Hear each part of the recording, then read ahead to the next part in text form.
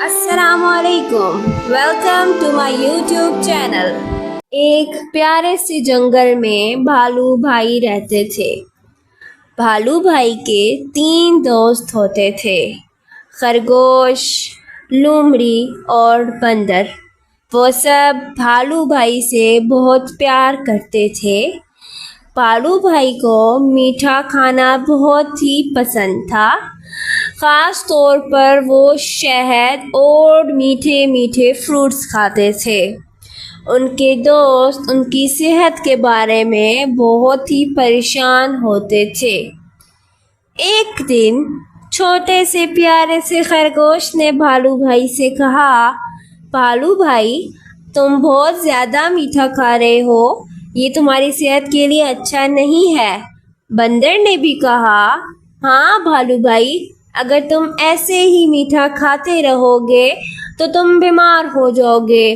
لومڑی نے مزید کہا، اگر تم بیمار ہو گئے تو ہمارے ساتھ کھیلے گا کون؟ لیکن بھالو بھائی نے ان کی بات کا مذاق اڑا دیا اور کہا، ارے کچھ نہیں ہوتا، میٹھا تو سب کھاتے ہیں اور میٹھا مجھے بہت پسند ہے۔ کچھ ہی دن بعد بھالو بھائی میٹھا کھانے کی وجہ سے بیمار ہو گئے، ان سے کوئی بھی کام نہ ہوتا تھا۔ پھر وہ کیا کیا وہ غار میں جا کر سو گئے۔ انہوں نے سوچا کہ انہوں نے اپنے دوستوں کی بات نہ مان کر بہت بڑی غلطی کی ہے۔ ان نے اپنے دوستوں کو بلایا اور کہا، دوستو، مجھ سے بہت بڑی غلطی ہو گئی ہے، میں واقعی بیمار ہو گیا ہوں اور اب مجھے سمجھ آ گئی ہے کہ زیادہ میٹھا کھانا نہیں چاہیے۔ اس کے دوستوں نے اس کو تسلی دی اور کہا، کوئی بات نہیں بھالو بھائی، ہم تمہاری مدد کریں گے، تم جلدی ٹھیک ہو جاؤ گے۔ خرگوش نے اسے ہلکی سی غذا دی اور بندر اس کے لیے دوا لے کے آیا۔